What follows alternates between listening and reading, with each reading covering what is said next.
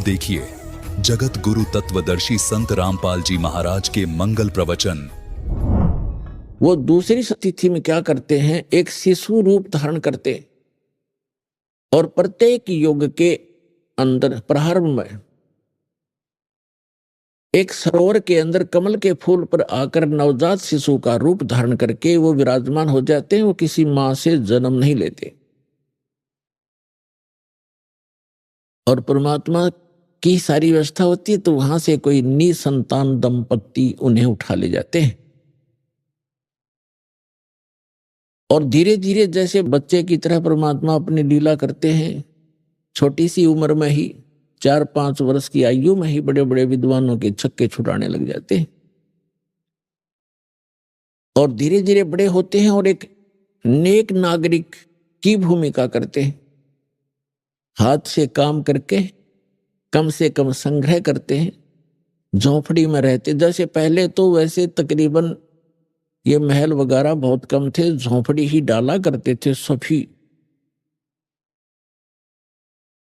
तो वो परमात्मा एक ऐसी लीला करते हैं कि भक्त को अधिक संग्रह करने की आवश्यकता नहीं है। भक्त वही होता है जो उस लोक की परंपराओं से हटकर आध्यात्मिक परंपराओं के आधार से अपना जीवन निर्वाह करे, उसके आधार से चले, वो भक्त कहलाता है। अन्यथा जैसे भक्ति मार्ग पर चलने वाले व्यक्ति, कोई मार्ग पर चल रहा है, सफर यात्रा कर रहा है, तो वो कम से कम ही भार लेकर चल सकता है। और ये आपको खूब मालूम है, जो पहले यात्रा करते थे, पैदल जाते थे, तो एक थैला डालते थे काख में, उसमें एक चद्दर और एक धोती कुर्ता, नथिंग एल्स।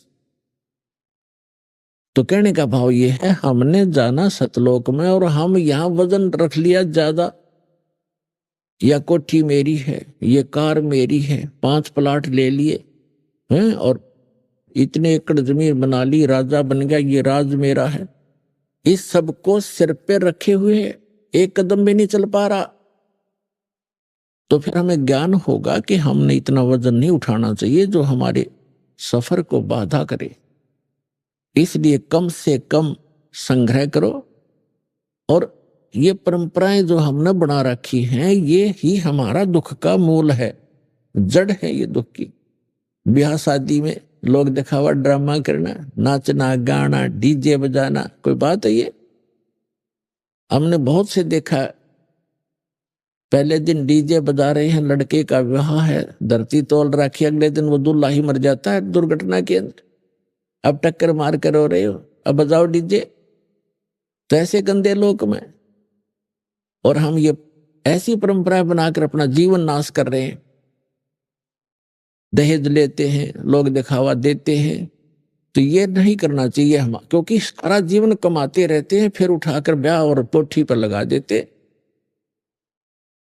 तो हमने सिंपल मकान जो भगवान अलाउड करे उतना ही बनाओ, चाहे छांड अपनी झोंपड़ी डाल लो, दया करता है भगवान तो मकान बना लो, आपकी व्यवस्था है तो। एक झोंपड़ी भी अच्छे ढंग की बनाई हुई उतना ही काम करेगी जो आपके महल करेंगे। और आजकल के पक्के मकानों से झोंपड़ी जो डाली जाती थी, वो गर्मी सर्दी दोनों से प्रोटेक्ट करना करती थी। आज एसी भी ना काम करे तो वो करा करती थी। तो जैसा भी है, देश काल परिस्थिति जो बदल गई है, तो हम कैसे भी मकान बना कर रहे हैं, लेकिन भगवान की भूल ना पड़े और इन परंपराओं को कम करें हम। ताकि जैसे कि आज के हमारी रिवाज बन गई है, बेटी को हमने दुश्मन बना लिया गलत परंपराएं करके। क्योंकि लड़की जन्म होते ही हम ये मान लेते हैं ये भार बन गई, क्योंकि इसका विवाह करना 2-4 लाख रुपया लगाने पड़ेंगे तब कोई ग्रहण करेगा, फिर उसको बच्चा होगा, कदे पी लिया, कदे छूत छक, कदे फलाना, फिर भात हो गया। तो ये क्या आवश्यकता है इन चीजों की? ये मैन मेड है, गॉड मेड नहीं है। और हमने इनको खत्म करना पड़ेगा। तो बेटी देखना, सब चाह करेंगे बेटी हो, क्योंकि वजन ही नहीं रहेगा हमारे ऊपर। तो और बेटी बिना फिर बेटे इनके गाडोगे, बेटी ना होगी तो फिर ब्याह कितना होगा, अगला बेटी ना होगी तो किसे क्या। तो हमारी बुद्धि पर पत्थर पड़ गए। हम भगवान से दूर होकर समाज में ही रंग गए और उसी दृष्टिकोण से सोचने लग गए, तो इनसे ऊपर उठना पड़ेगा, तब हम भक्ति कर सकते हैं। हम सतलोक चलना है तो इन मर्यादाओं का अपना पालन करना पड़ेगा। यदि आप विद्यार्थी हैं तो विद्यार्थी वाला ही काम करे, और फिर वो अगर वो बच्चों में गधों पर बैठकर घूमता है गांव में जाकर, तो विद्यार्थी नहीं है और स्कूल आता नहीं है। इस प्रकार आप जी ने ये अन्य परंपराएं त्यागनी होंगी। तो कहने का भाव यह है कि परमात्मा स्वयं आते हैं, एक लीला करके दिखाते हैं कि भक्त को केवल इतना ही पर्याप्त है, इससे अधिक नहीं। कबीर साहब कहते हैं, कहा चनावे मेड़िया ये लंबी बीत उसारे, घर तो 3.5 हाथ भाई गणात पौड़े 4। क्या प्रसन्न हो रहा, लंबी लंबी द्वार खींच कर लंबी लंबी मेड़िया बनाता है, बड़े दीवारें बनाकर ऊंची ऊंची कोठियां गाड़ रहा है, महल हवेली बना रहा है। परमात्मा कहते हैं, घर तो 3.5 हाथ गणाते पौड़े 4। 3.5 हूठ हाथ कहते हैं 3.5 हाथ को। ये जो हाथ है यहां से लेकर यहां तक कौनी तक, ये एक हाथ कहलाता है। और प्रत्येक स्त्री या पुरुष का अपना शरीर 3.5 हाथ का होता है। ये 3 तो पूरे और आधा इतना होता है। परमात्मा कहते हैं, आप चाहे 4 मंजिल की कोठी बना रखिए और 20-20 कमरे कक्ष है, एक चारपाई पे इतने स्थान पर सो गया, किसी कोने में कहीं डाल लेना, तो बाकी बकवाद किस लिए कर रखी है? तो परमात्मा कहते हैं, घर तो 3.5 हाथ और गणा तो 3.25 है। कहने का भाव ये नहीं है कि तुम आपके 3.5 हाथ बना लो, यानी आवश्यकता से अधिक बनाने की कोई आवश्यकता नहीं, वो हमारी मूर्खता होगी। आवश्यकता अनुसार मकान बनाओ, 2 कमरे हैं, 3 चाहिए, 4 चाहिए, अपने परिवार अनुसार, या एक में ही काम चलता है तो क्यों डले डोए बेमतलब के। भक्ति उद्देश्य रखे और भक्ति में बाधा करे, उस वस्तु और उस रिवाज को तुरंत त्याग दे, परंपरा को। अब प्रसंग चल रहा है, हम उसी पर आते हैं। तो वो परमात्मा प्रत्येक युग में आते हैं और प्रत्येक युग में ऐसी लीला करते हैं, कमल के फूल पर आकर विराजमान होते हैं। और कमल का फूल जल में होता है, जिस कारण से हमारे सदग्रंथों में उस परमात्मा को नारायण कहते हैं। नारायण का अर्थ है, नार माने जल, आयन माने उस पर आकर विराजमान होने वाला। नारायण, हम श्री विष्णु जी को नारायण मानते हैं, ये भी नारायण हैं, जितने सतर के ये नारायण हैं। ये भी शेष नाग पर लेट गए तो नारायण हो गए। हम शंकर भगवान को भी नारायण मानते हैं, वो भी भगवान है, लेकिन वास्तव में नारायण जो है ये परमात्मा है, जिसके लिए वेद और ग्रंथ हमारे नारायण बोलते हैं। तो वहां से ये निसंतान दंपति उठा ले जाए। तालाब के अंदर कमल के फूल पर शिशु रूप धारण किए लेटे हुए थे, उनकी दृष्टि पड़ गई, उस बच्चे को उठा करके अपने घर ले आए। तो वहां उनकी परवरिश की लीला हुई, धीरे धीरे बड़े हुए। बहुत सा मनु जैसे विद्वान जो पाक रहे थे वेदों के, उनके छक्के छुड़ा दिए जाता ने, लेकिन उसको वामदेव कहने लगे। वामदेव माने उल्टा ज्ञान देने वाला। उल्टा, वाम माने उल्टा, जैसे दाना हाथी बामा हाथ, बामा वाम।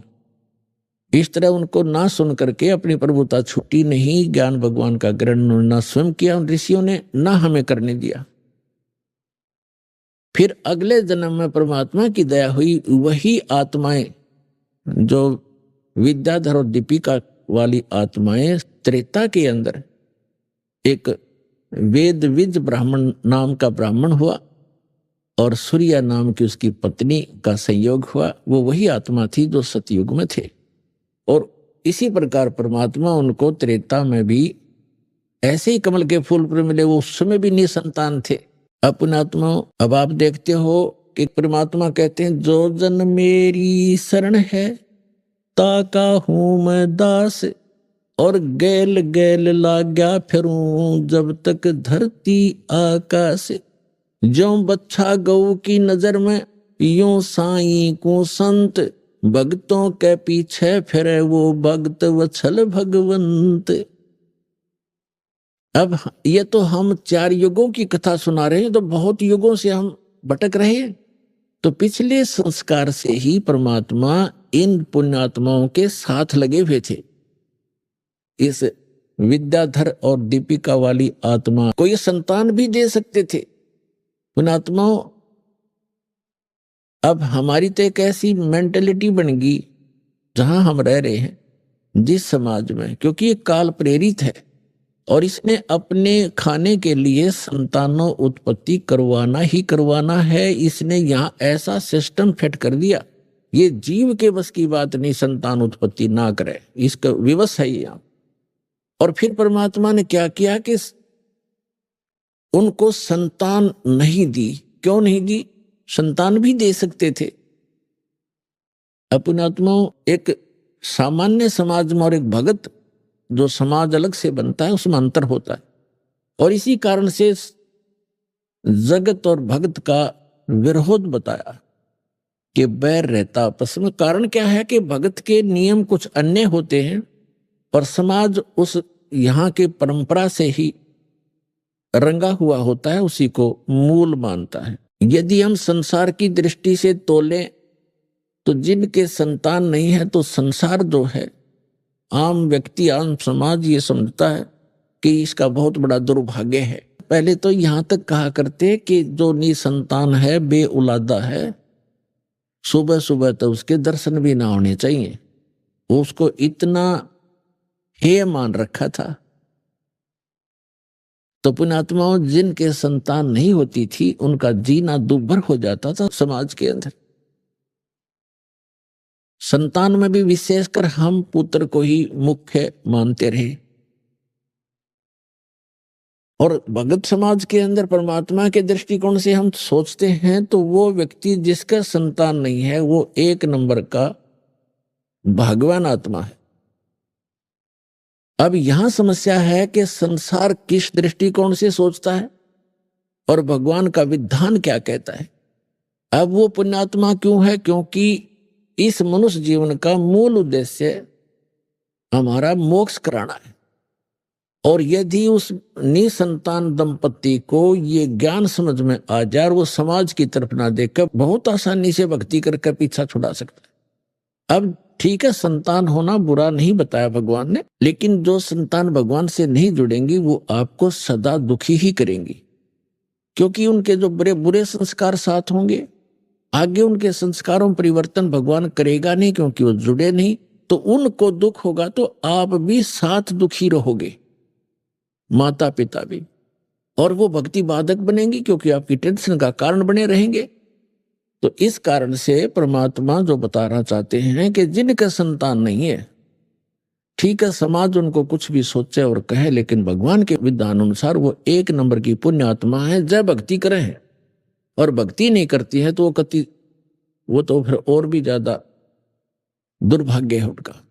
समाज के भी ताने सहन करने पड़ते हैं और भगवान से भी दूर रह रहे हैं, तो वो महादुर्भाग्य है उनका। तो इसलिए जिनके संतान नहीं है, उनका मोक्ष बहुत ही आसानी से होगा। भक्ति कर लें, नाम शुरू कर दें और संसार से मन हटा लें, परमात्मा के विधान को आधार मान के जीवें, तो सारा दिन भक्ति करनी। अब समस्या ये आती है कि बुढ़ापे में हमने कौन संभालेगा? अरे भगवान रहा संभालने वाला सबको।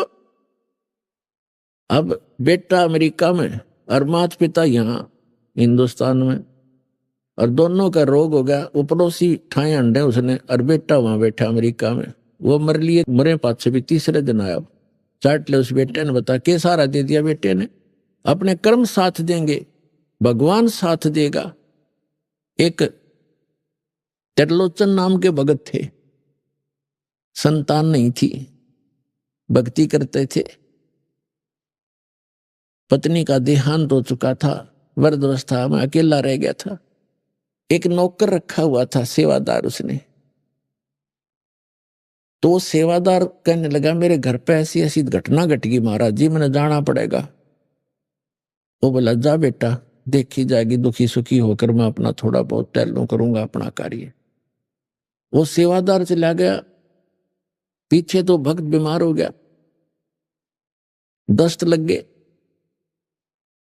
अब वो सीमा से निकला होगा, तभी भगवान उस सेवक का रूप बना के उस भगत के घर पे आ गया।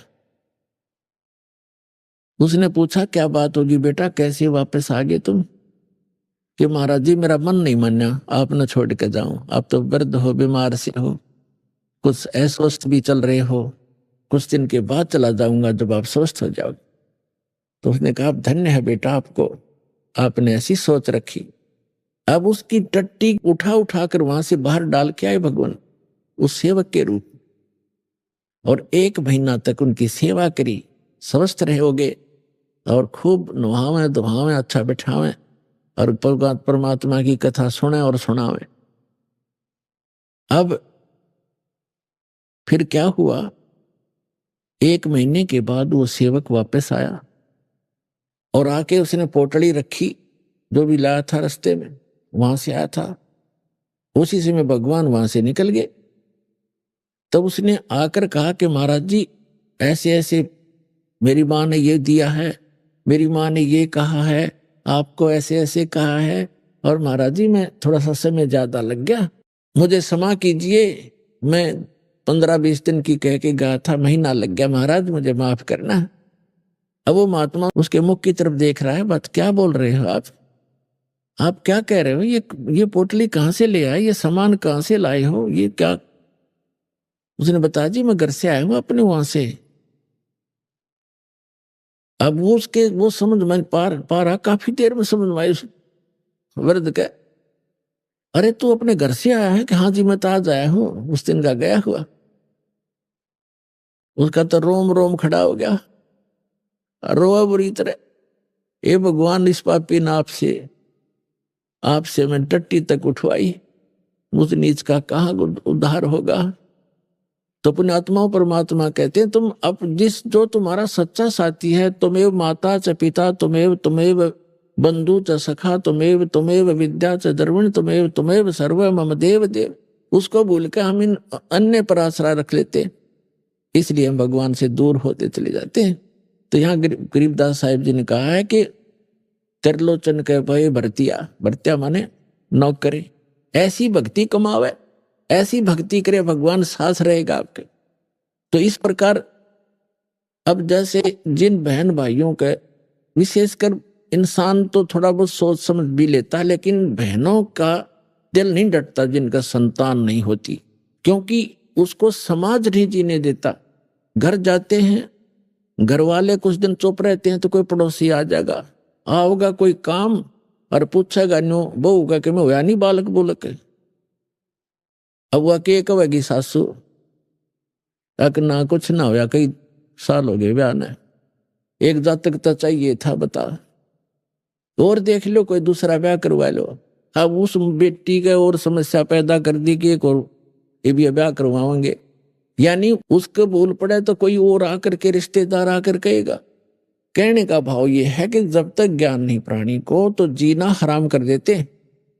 आदमी तो बाहर रहता है, कभी कभी सुनता है ये बातें, टाल जाता है, मन समझा लेता है, लेकिन उस बहन के बस की बात नहीं, अंत में वह इतनी दुखी हो जाती है। और यदि संतान तो भगवान ने देनी है, रो ले चाहे पीट ले, और नहीं भाग में है तो कति नहीं मिला चाहे 6 ब्याह करवा ले।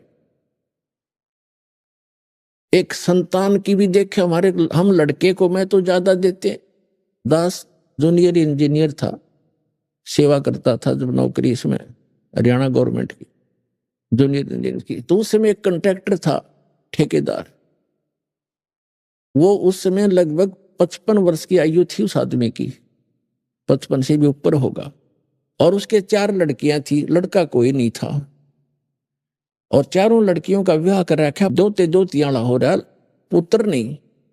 तो उसकी पत्नी को किसी ने कह दिया कि तू अपनी बहन का ब्याह करवा दे, इसका पुत्र हो जाएगा। उसने अपनी छोटी बहन से उसका विवाह करवा दिया। उसके कट्ठिए 2 छोरी हुई, 2 लड़की हुई कट्ठिए जुड़वा।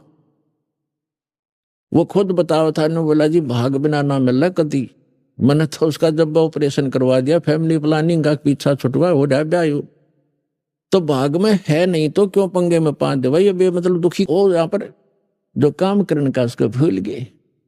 और यदि वो बहन जिसके संतान नहीं हो रही है तो वो अंत समय में इसी तमन्ना में मर जाती है तरफ के अंदर। और इस काल का इतना गंदा विधान है, अगले जन्म में उसको कुतिया बनाता है। अगले तो संतान ना हुई इसलिए तड़पती हुई मरी है, अब इकट्ठी 8-8 पैदा कर ले और पेटा भर ले अपना माँ बन के। अगले जन्म में सूरी बना देगा, अगले 12-12 इकट्ठे पैदा कर ले टिंडे। तो पुण्यात्माओं, इस ज्ञान को आधार बना के जीवो तो जिया जाएगा इस गंदे लोक में। तो कहने का भाव ये है कि परमात्मा ने उस विद्याधर और दीपिका को संतान नहीं दी, स्वयं आगे वो हमें लादना नहीं चाहते, हमारा वजन कम करना चाहते, और हम आदत बन गई है और हम लद कर ही ठीक चलते हैं। जैसे गधा न खाली छोड़ दे कूदता चलेगा, और उस पर डायमंड का बोरा धर दे कति सेट होकर चलेगा सीधा। तो हमारी आदत बन गई, हमारे ऊपर ना इतने चारों तरफ से वजन होले, हम सेट नहीं हो सकते। लेकिन जब ज्ञान हमें हो जाएगा, फिर हम कोई लादो चाहे मत लादो, हम सीधा चलेंगे, हम हंस हो जाएंगे। और यदि आपको संतान है, आपका संस्कार है, आपका कोई कर्जा है लेना देना, जैसे एक समय ये सुखदेव ऋषि थे, परमात्मा अपने सूक्ष्म वेद में हमें ज्ञान देते हैं। सुखदेव ने 84 भुगती बना पजावे खरवो, तेरी क्या बुनियाद पुरानी, तो पेंडा पंथ पकड़वो। सुखदेव ने 84 भुगती बना पजावे खरवो। सुखदेव ऋषि हुए हैं और 84 लाख योनियों में कष्ट उठाता हुआ गधे की योनि भी उसने भोगा। और कुम्हार विशेषकर प्रयोग करते हैं गधों को, और पहले पुजावा लगाया करते, जिसको किलन बोलते थे, पुजावे में ईंटें पकाया करते थे। तो गधा वहां ईंटों को नीचे से कच्ची ईंटें ले जाता और पुजावे के ऊपर 30-30, 20-20 फुट ऊंचा हो जाता था। राख वहीं रख देते थे उपलों की, उसके ऊपर ही लगा लेते थे कुम्हार, उस राख को इधर उधर नहीं ले जाते थे। तो 30-40 फुट ऊपर ले जाता, वहां से पक्की तुरंत लाद देते, उसके बोरे पर नीचे छोड़कर जाता, कमर टूट जाती, और फिर आहार करने के लिए जंगल में जाता है वो गधा। तो परमात्मा कहते हैं सुखदेव ने 84 भुगती बना पजावे खर, खर माने गधा, बना पजावे खर वो, और तेरी क्या बुनियाद पुरानी, तू पेंडा पंथ पकड़े वो।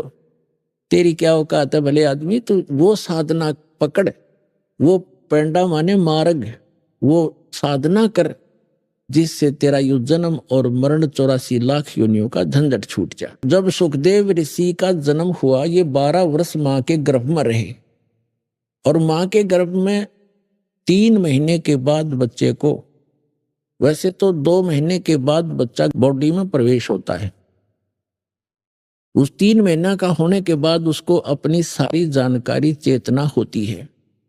मैं कौन था, कहाँ था, क्या क्या दुख मैंने भोगे, अब मेरा उद्देश्य क्या है, कितने अच्छे संस्कारों से मुझे मनुष्य जीवन मिला है।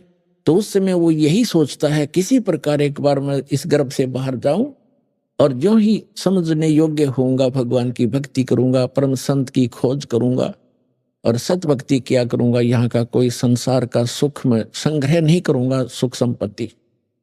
लेकिन बाहर आते ही ये तीनों गुण, रजगुण ब्रह्मा, सतगुण विष्णु, तमगुण शिव जी का जो प्रभाव है, ये इसको अचेत कर देता है। कोई चेतना पूर्व जन्म की नहीं रहती, एक आध को रह जाती है, वो थोड़ी बहुत अधूरी सधूरी सी होती है। तो क्या हुआ, सुखदेव ऋषि जब माँ की गर्भ से बाहर आए, 12 वर्ष की आयु, 12 वर्ष की अंदर ही हो गए थे, लेकिन माँ के गर्भ से बाहर निकलते ही वो 12 वर्ष की आयु एकदम ग्रहण कर गए। इतना शरीर बॉडी बन गया उसको, अंदर इतना नहीं था, बाहर आते ही एकदम उस सत्तर का हो गया।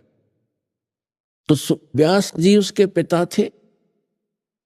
व्यास जी ने इंतजार किया था कि पुत्र होगा, क्योंकि वो ऋषि थे, उनको मालूम था कि गर्भ में पुत्र है। आशा लगा रखी थी, तो उठकर चल पड़ा। सुखदेव ऋषि अपने माता पिता की ओर देखा भी नहीं। तो वेद व्यास जी ने कहा कि बेटा सुखदेव, बेटा सुखदेव, अरे तेरे दर्शन तक कर लो, तेरी शकल तो देख लो, मैंने 12 वर्ष इंतजार किया तेरा। तो वो पीछे नहीं मुड़कर देखता है और चलते चलते कहता है कि ऋषि जी, ना जाने कितनी बार आप मेरे पिता बने हो और ना जाने कितनी बार मैं तेरा पिता बना हूं। ये तो बुरा झंझट है। अब के मैं अपना पीछा छुटवाऊंगा मुश्किल से मानव शरीर प्राप्त हुआ है। तो सुखदेव ऋषि ने कहा कि एक लेवा एक देवा दूतम और कोई किसी का पिता नहीं पूतम। ये तो ऋण संबंध जुड़ा एक ठाठा, अंत में सब 12 बाटा। एक लेवा एक देवा दूतम, आपका कोई लेन देन उलझा हुआ एक दूसरे के साथ, तो एक लेने वाला है एक देने वाला है। जैसे आप देखते हो पिता सारी उम्र कमाता है, खूब मेहनत करता है, पैसे इकट्ठे करता है, पुत्र ऐसा निकम्मा पैदा हो जाता है, वो उस पैसे को खर्च करता है, शराब पीता है, काम का हाथ नहीं लगाता।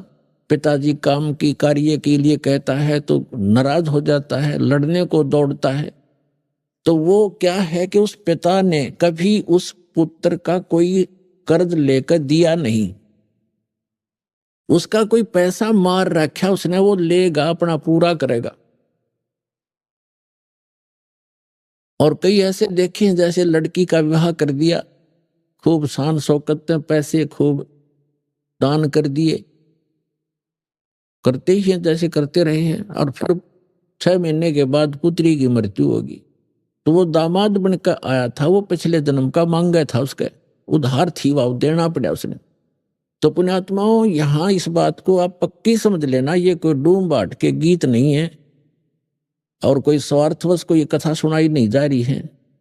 ये परमार्थ है और यथार्थ ज्ञान है, ये गॉड गिवन स्पिरिचुअल नॉलेज है। इस पर 100% विश्वास करना।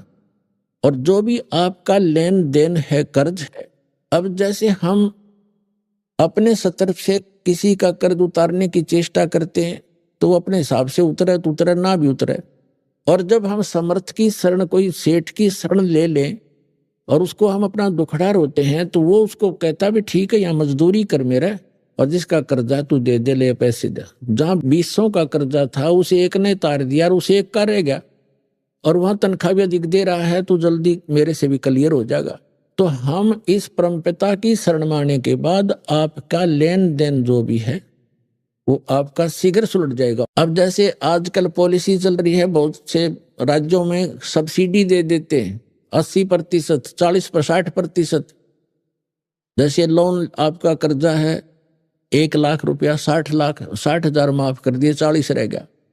और कुछ ऐसे भी अच्छे राजा होते हैं जो अपनी प्रजा का कर्जा ही माफ कर देते हैं कि आगे तुम ठीक चलियो और पिछला कर्जा माफ, तो हो गया ऋण मुक्त। तो इसी प्रकार ये समर्थ परमात्मा कबीर जी आपके पिछले जो लेन देन सबको माफ कर देगा। और आपके जो पुत्र पुत्री आए हैं, पिता बनकर आए हैं, पत्नी बनकर आए हैं, बेटा बेटी बनकर आए हैं, उनके संस्कारों के जो कर्जे हैं वो मालिक माफ करके कैंसिल कर देगा, और उनको भी धनी करेगा भक्ति का, उनका भी पूरा अकाउंट कर देगा और आपको बहुत आसानी से छोड़ देगा। तो यहाँ परमात्मा कहते हैं एक लेवा एक देवा दूतम और कोई किसी का पिता नहीं पूतम। ये ऋण संबंध जुड़ा एक ठाठा, अंत में सब 12 बाटा। तो कहने का भाव ये है कि जो प्रसंग चल रहा था उसको क्लियर करने के लिए आगे तभी हम चल सकेंगे और आपको इस मार्ग पर तभी रोक सकेंगे जब आपके सारे संशय दूर होंगे। तो इससे लगभग आपका सारा कंसेप्ट क्लियर हो गया होगा कि संतान है कोई बुरा नहीं, वो तो आपका संस्कार उलझा हुआ है, आप ना चाहोगे तो भी होगी होता है, और जिनका संस्कार नहीं है वो चाहेंगे तो भी नहीं होगी। तो हमारा चाहा ना तो होता है और ना ही हमारा किया होता है। यह भी भूल हमारे अभी तक लगी हुई थी कि मैंने मेहनत की तो कोठी बना दी। मेहनत तो मजदूर आपसे घनी करता है। जो एक सेठ है वो तो सारा दिन एक बैठा रहे दुकान पर, मजदूर सारा दिन मेहनत करता है और उसको 100 रुपये मुश्किल से मिलते हैं, 200 रुपये, और वो मनमाना 5,000 का 10,000 का रोजाना अकाउंट करता है। तो मेहनत भी चाहिए, लेकिन केवल मेहनत से बात नहीं बनेगी। परमात्मा साथ होगा तो मेहनत सफल होगी, थोड़े में घना लाभ होगा। जैसे आपको बताया है कि जैसे एक तो हाथ से आटा पीसते हैं चक्की से, और फिर पावर का कनेक्शन हो जा, वह चक्की लगा ली पावर वाली, ना तो हाथ लाना, एक बटन दबाना, कट्टा कट मिनटा पीस गए। तो वो पावर से जो काम होगा वो हाथ से मैनुअली थोड़ा होगा। इसलिए जब परमात्मा की पावर का कनेक्शन आपको मिल जाएगा तो आपके जो आम संस्कार हैं वो भी बहुत अच्छी तरह परमात्मा हल्के करके उनको आप ही वहन करेगा, परमात्मा की पावर से सब ठीक हो जाएंगे। तो इसलिए हमने वो पावर मिली नहीं थी। हम इन नकली जितने भी डुप्लीकेट पावर हाउस थे वो ऊपर से तक खूबसूरत ऐसा ही पूरा सारा कुछ सिस्टम दिखा था, लेकिन पीछे उनका कनेक्शन था नहीं। इसलिए जो उनसे पावर, उन नकली डुप्लीकेट पावर हाउसों से जिन्होंने लाइट ले रखी थी, कनेक्शन ले रखे थे, उनके घर पर पावर काम करे नहीं थी। तो ये जितने भी नकली पंथ हैं, संत हैं, ये सभी डुप्लीकेट हैं, इनके पास पीछे कनेक्शन नहीं है। उदाहरण के तौर पर जैसे ये राधा स्वामी पंथ आगरा से चला है, उसी से ब्यास में, उसी से धन धन सतगुरु सच्चा सौदा सिरसा में, उसी से जय गुरुदेव पंथ, उसी से जनोद के अंदर एक भिवानी वाला ताराचंद पंथ, उसी से ये ठाकुर जी महाराज, ये सारे उसी से चले हैं। और शिवदयाल जी का कोई गुरु नहीं था, यानी शिवदयाल जी को ये मान रहे थे पावर हाउस, और उस पावर हाउस का आगे कनेक्शन चाहिए थर्मल प्लांट तक। तो थर्मल प्लांट से कनेक्शन नहीं, तो पावर हाउस सजावट से बना रखे और कितने बढ़िया इंस्ट्रूमेंट रखे हो वो यूजलेस है। तो उसका थर्मल प्लांट से कनेक्शन नहीं था, यानी आगे उसका कोई गुरु नहीं था। जिस कारण से जितने भी वो अनुयायी हैं उस राधा स्वामी पंथ, धन धन सतगुरु पंथ, सच्चा सौदा सिरसा और जगमाल वाली, और जहां पर भी छोटे मोटे इनके बहुत सी ब्रांचें बनी हुई हैं, उन सभी को समझ लेना चाहिए कि जब पीछे से पावर हाउस का ही कनेक्शन नहीं है थर्मल प्लांट से, तो आगे लाइट आ नहीं सकती, सपना भी मत लेना। और परमात्मा स्वयं आए कबीर साहब, ये स्वयं थर्मल प्लांट होते हुए भी पावर हाउस का रोल किया, और एक गुरु परंपरा बना के उन्होंने आगे चले, ताकि आने वाले समय में ये काल के दूत ये भ्रमित ना कर दें कि कबीर साहब ने कौन सा गुरु बनाया था, क्योंकि कबीर साहब को हम भगवान नहीं मान पाए थे। अब भगवान तो है ही हैं, लेकिन मर्यादा पुरुषोत्तम है, ये सबसे श्रेष्ठ भगवान है जो सबसे ज्यादा मर्यादा रखने वाले हैं, और मर्यादा से सब काम हो यहाँ पर होते हैं, कार्य होते हैं। तो कहने का भाव ये है दास का कि जिस समय आपको इस कबीर परमात्मा का ये कनेक्शन मिल जाएगा, आपको यहां से उपदेश दीक्षा मिल जाएगी, उसके बाद पुण्यात्माओं आप देखना, आप सोच भी नहीं सकोगे कि सचमुच हम सुना करते भगवान ऐसा करता है, ऐसा करता है। आप डेली देखा करोगे, अरे आप किसी को बताओगे, आपका यकीन नहीं होगा उसको, अगर झूठ बोला सारी, और आप सारी सच्ची कह भी नहीं पाओगे। बताने वाले को कहीं नो सोचा मूर्ख से, आपको इतना सुख देगा यो कबीर भगवान, ये सत्कर मान।